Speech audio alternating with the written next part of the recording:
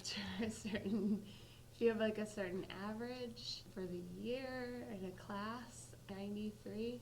If you have a 93 or higher, then you do not have to take a final exam.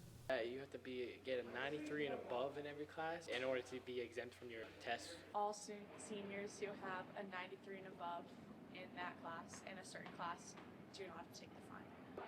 If you get a 93 or higher, you're there for most of the school year. You can miss up to 3 days. You don't have to take the final. According to the handbook, a student has to achieve a 93 and have no more than 3 unexcused absences and also have no conduct referrals.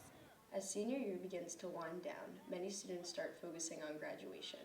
At NRHS, the senior grade exemption policy allows students with a 93 or higher to be exempt from final exams, raising questions about how it impacts motivation and performance.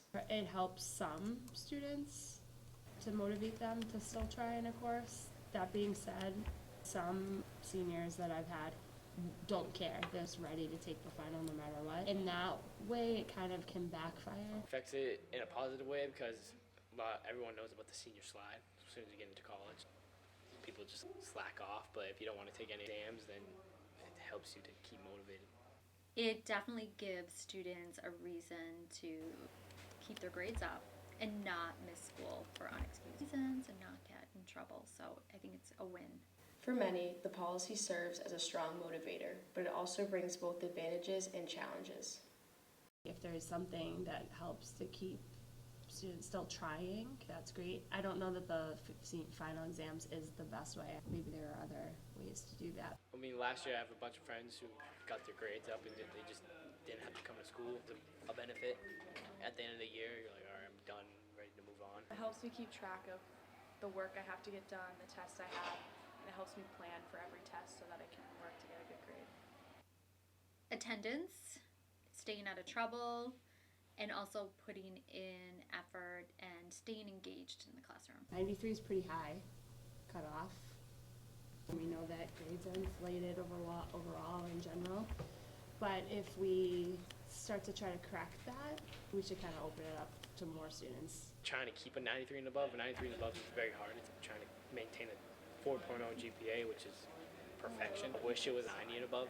One of the main goals of the policy is to prevent senior slide, a drop in motivation many students experience near the end of the year.